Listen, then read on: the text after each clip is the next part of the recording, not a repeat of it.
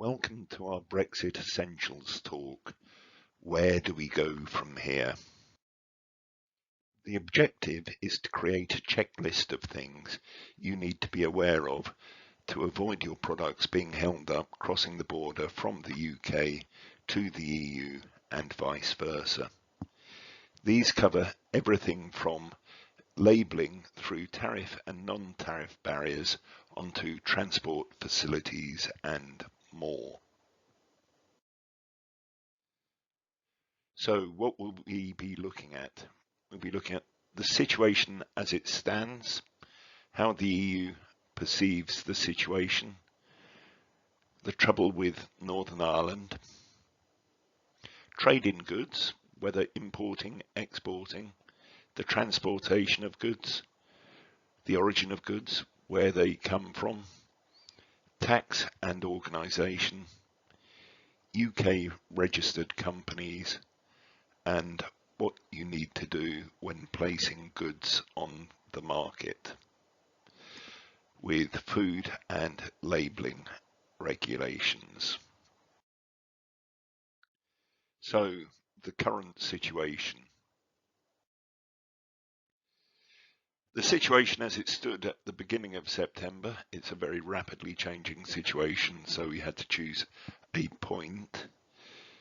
The United Kingdom of Great Britain and Northern Ireland left the European Union and the European Atomic Energy Community, Euratom, on the 1st of February 2020.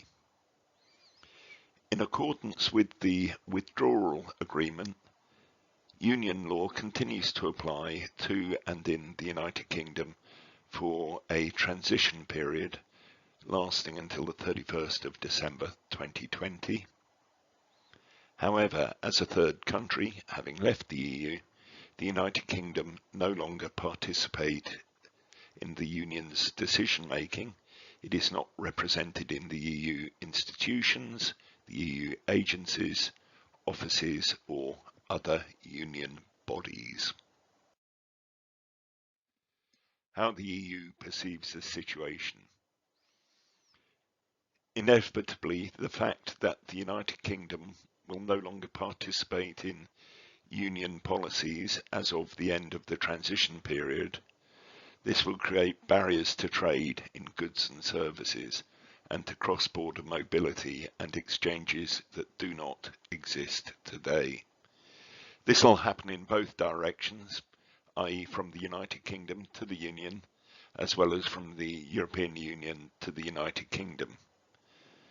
Public administrations, businesses, citizens and stakeholders on both sides will be affected and therefore must prepare. The choices made by the United Kingdom's government on the future relationship and on not extending the transition period means that these inevitable disruptions may occur as of January the 1st, 2021, and risk compounding the pressure that businesses are already under due to the COVID-19 outbreak. The Northern Ireland deadlock. There should be no hard border between Northern and Southern Ireland as per the Good Friday Agreement. This will necessitate border checks between Northern Ireland and mainland UK. However, with the introduction of the Single Markets Bill, the UK Prime Minister has indicated a readiness to require a hard border. This would be in breach of current international law. The EU perceives the current trade negotiations to be contingent on the retention of the Good Friday Agreement, and if this is breached, would terminate negotiations. Some US politicians have also indicated a desire to retain the Good Friday Agreement. In fact, not only to retain the Good Friday Agreement, Nancy Pelosi, the Speaker of the US House of Representatives, has said that if anything is perceived as harming the Good Friday Agreement, there is no chance of a trade deal between the US and the UK. On to actual trade in goods.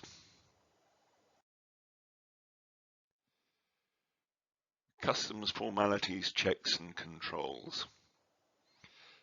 As earlier stated, as of the 1st of January 2021, the United Kingdom will no longer be part of the EU Customs Union. Therefore, customs formalities for third-party countries required under Union law will apply to all goods entering the customs territories of the Union from the United Kingdom or vice versa. The EU is likely to insist on this even in the event of an ambitious free trade area being established with the United Kingdom, providing zero tariffs and zero quotas on goods. With customs and regulatory cooperation, there will still be checks that need to be made.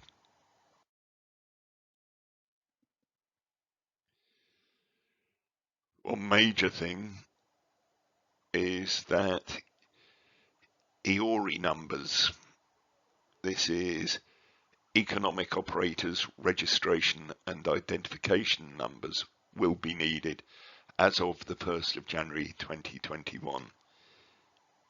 EU businesses wishing to import from or export to the United Kingdom will need to ensure they have an EORI number in order to go through customs numbers. EORI numbers issued in the United Kingdom will no longer be valid in the Union. You will need a UK EORI number. So businesses based in the United Kingdom wishing to import into the Union will need to either receive an EU EORI number or appoint a Union customs representative where appropriate. Transport services. Transport between and within the UK and the EU. As it stands, UK companies will no longer be able to perform transport services within the Union as part of the single market. That is, when you send a lorry to a factory in Europe loaded with goods, it unloads. It will no longer be able to take a load from that factory to another place in Europe. The possibilities and conditions for EU and UK transport operators to perform services between the European Union and the United Kingdom will largely depend on the negotiations on the future EU-UK relationship in the area of transport. This is one of those things that remains to be decided.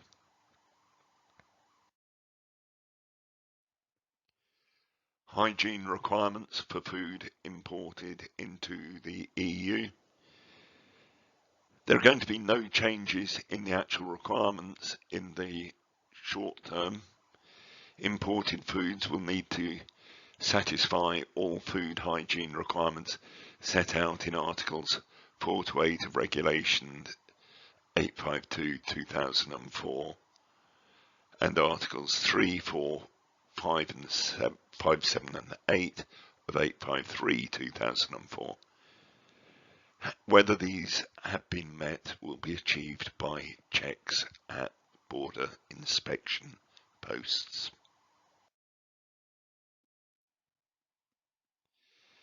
The originating status of goods covers tariff, country of origin, and labelling country of origin. The tariff country of origin is not the same as labelling country of origin. Instead, it is the country with the greatest commercial input into the product. If you have a very expensive raw material, it may outweigh the production costs, so something to keep an eye on. Mandatory presentation of the origin of the goods remains unchanged, being the place it last underwent a substantial change, i.e. this has to be processing and not just rewrapping. if you take a large block of West Country farmhouse cheddar, for example, and export it into the EU, where it is sliced up and rewrapped, it doesn't become an EU cheese. It still remains the West Country farmhouse cheddar.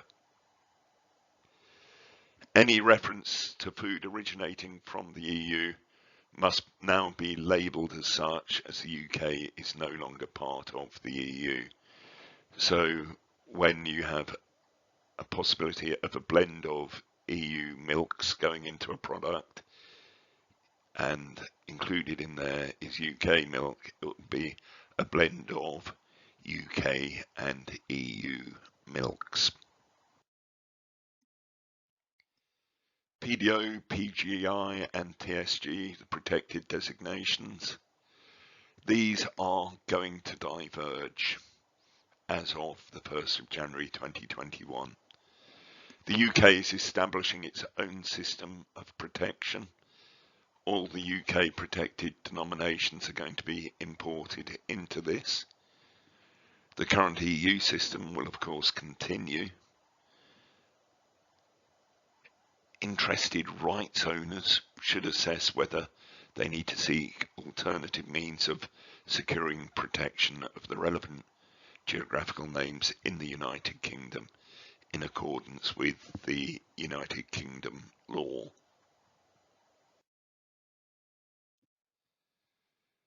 Tax and organisation. VAT and company registration. VAT will be chargeable on goods imported into the EU, even if they are zero rated in the EU, and vice versa will apply. If they're zero rated in the EU and not in the UK, then VAT will need to be charged. UK incorporated companies will become third country companies and not automatically be recognised under Article 54 of the Treaty on the Formation of the European Union. Branches in EU member states of EU incorporated companies will be branches of third country companies, and subsidiaries of UK companies in the Union are in principle EU companies and will continue to be covered by all relevant Union and national legislation. This is where, for the names and addresses, we would recommend use a subsidiary address. It is subject to EU law, so if something goes wrong with your product and they want to take action because of what's gone wrong, they need someone subject to the relevant EU and national legislation. This is something I almost forgot. I hope you haven't. Solid wood packaging must meet the ISPM 15 international standards. As a lot of goods are shipped around the world, not just between the UK and Europe, on wooden pallets, these need to meet those standards. I know there was a bit of a panic when this originally first came out that there weren't going to be enough pallets so registered to meet demand. I don't know if it has been achieved yet, but it's something to think about. Placing goods on the market. The withdrawal agreement provides that goods lawfully placed on the market in the EU or the United Kingdom before the end of the transition period may continue to be freely circulate in and between these two markets until they reach their end users, without any need for product notification or relabelling. Such goods will continue to be subject to oversight by the market surveillance authorities of the member states and the United Kingdom. The point here is where it is counted to be placed on the market At present, it looks like anything coming off the production line before 11 p.m. on the 31st of December will be on the market. So labelling changes need to occur after that point. Health and identification marks. Mandatory health or identification marks are covered by Article 5 of Regulation EC 853/2004. As of the withdrawal date, the health mark or the identification mark for the UK can no longer include the EC abbreviation, which is reserved for establishments located in the EU. Health marks for products produced in the UK should no longer carry EU or EC. GB should, that's the wrong way round.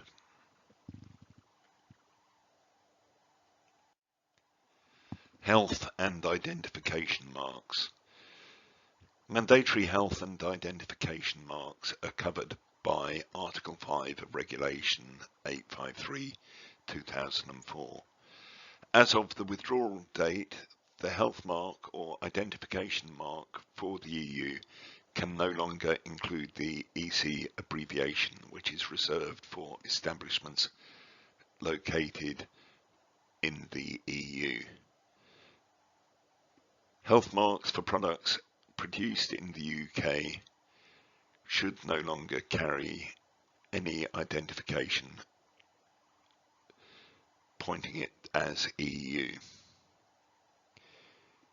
UK should be changed to GB or United Kingdom when exported to the EU. For exports outside of the EU, GB, UK or United Kingdom should be acceptable. The registration number being issued by the UK regulatory bodies will remain the same. Registration of products.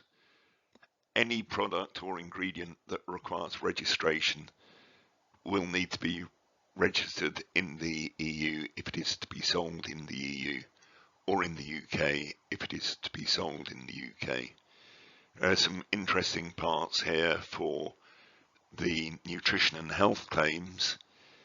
It is in the UK legislation that you can register it for the whole of the UK or any of the devolved authorities.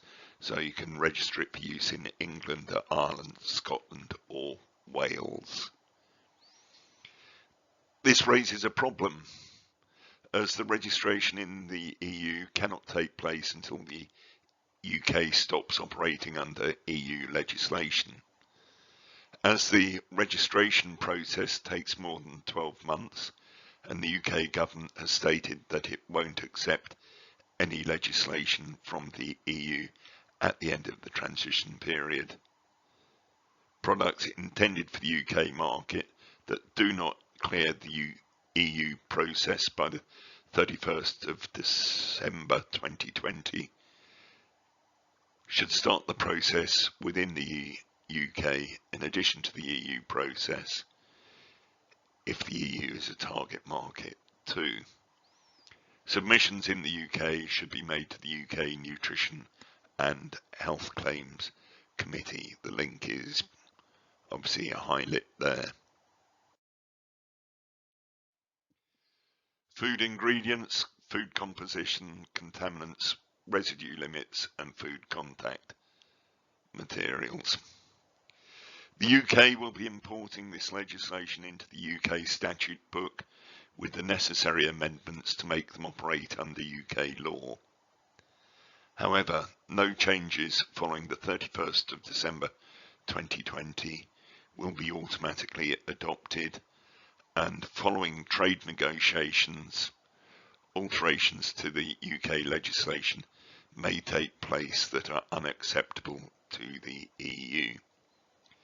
The impact of future trade deals remains to be seen, the highest profile which have been trade negotiations with the USA.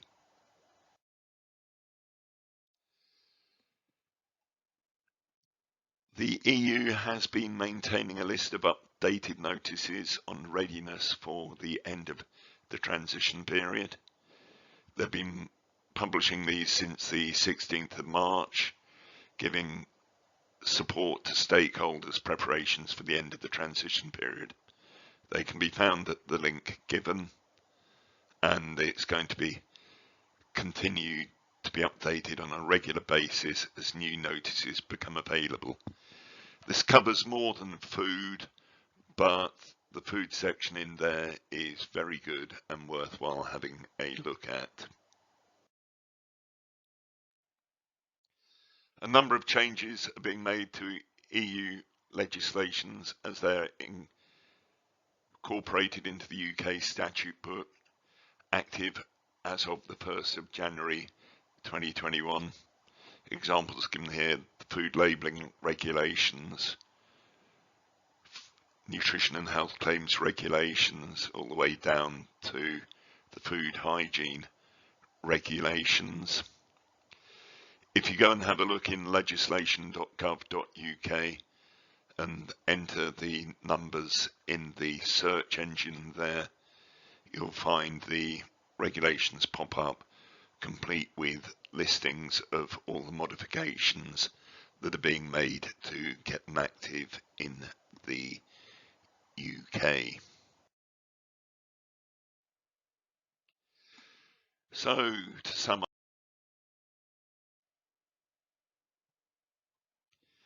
the situation as it stands is the EU is still working on a deal. Northern Ireland is forming a bit of a bloc.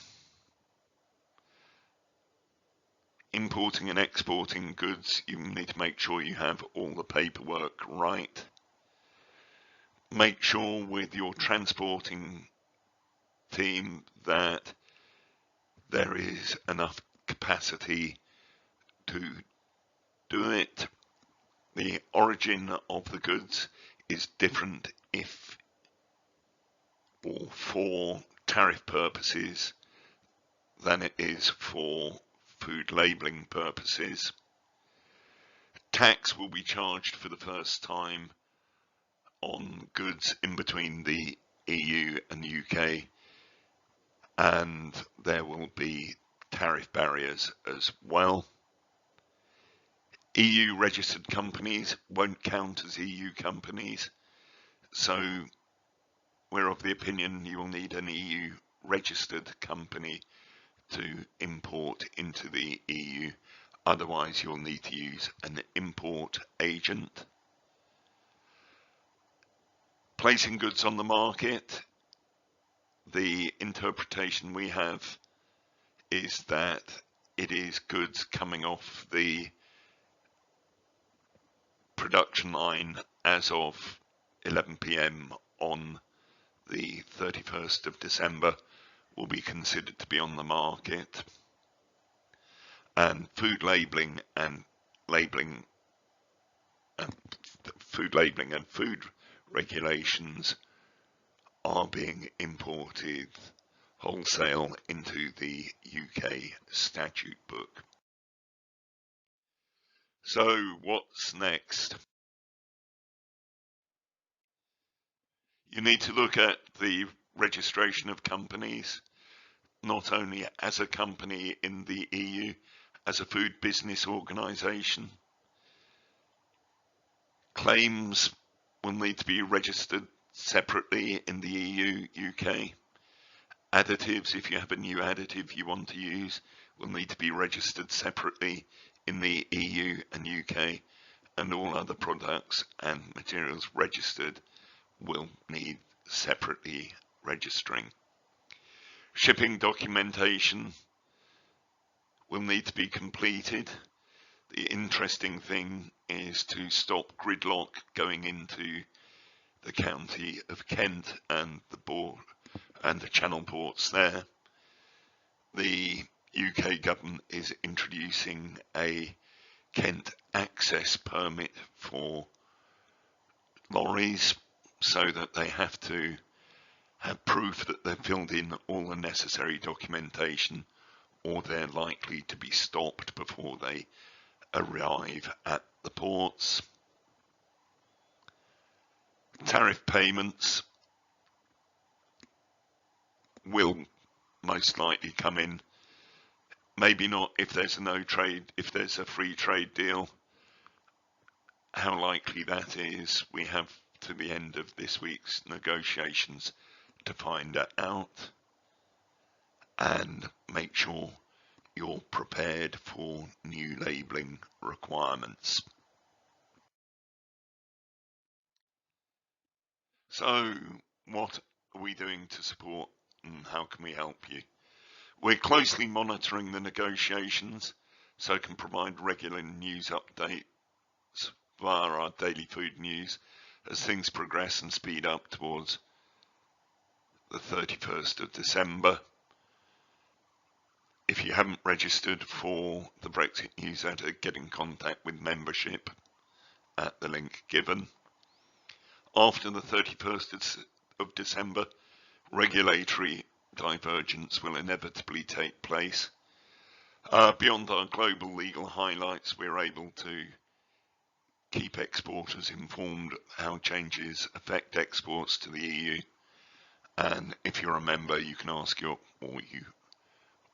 should be members listening to this, you can ask your questions via helpline at legislation@leatherheadfood.com.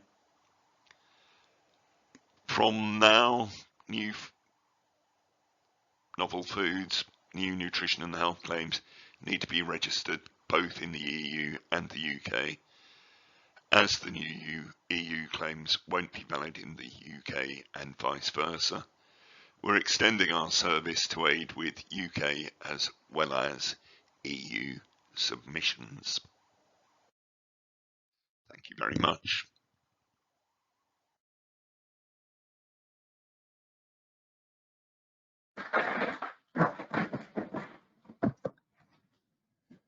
Right. Thank you very much, ladies and gentlemen. I hope you found that useful.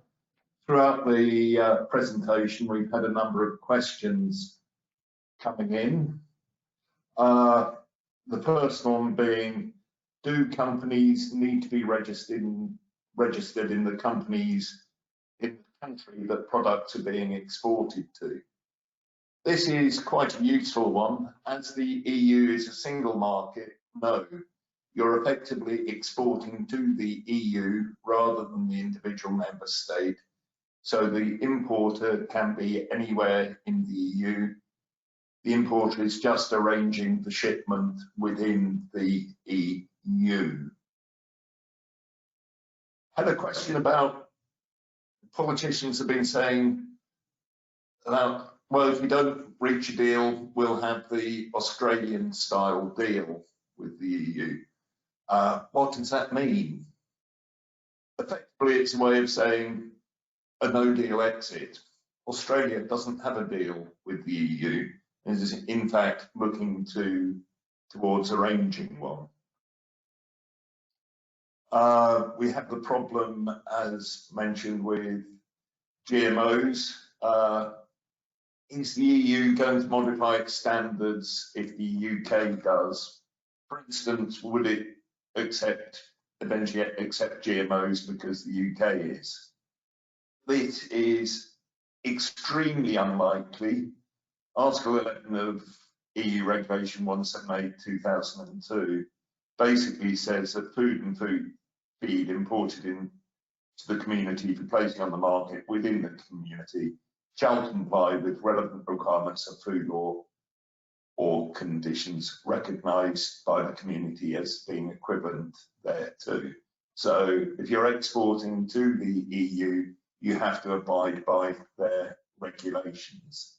If they were to change it from one just for us it would mean changing it for everybody, because the World Trade Organization operates what is called the most favoured nation rule.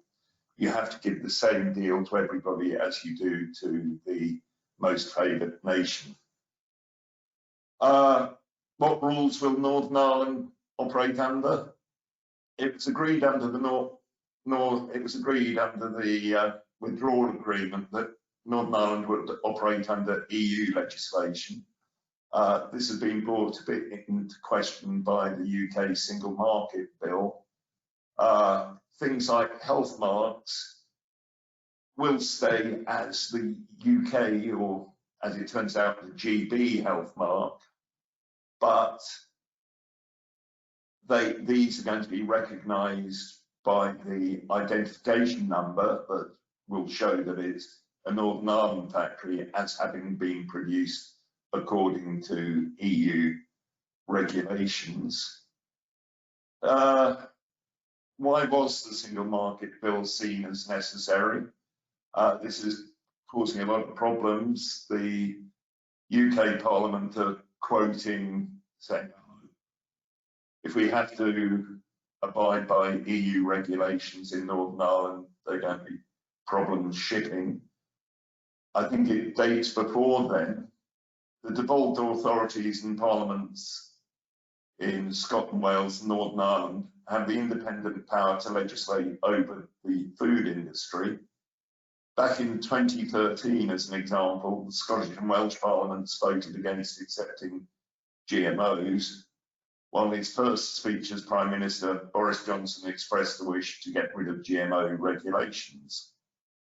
So if GMOs were illegal in Scotland and Wales, it would require border checks of some sort if they were permitted in England. So there's a chance, well, not the chance, there's a problem of breaking up the United Kingdom, and you don't want to do that. Right. Is the health claim system in the EU, is the health claim system going to be similar to that in the EU? The body checking the questions has already stated that they will operate under the same principles as EFSA. So to begin with, yes, it will work in the same way. There will no doubt be divergence over time, but we can do that.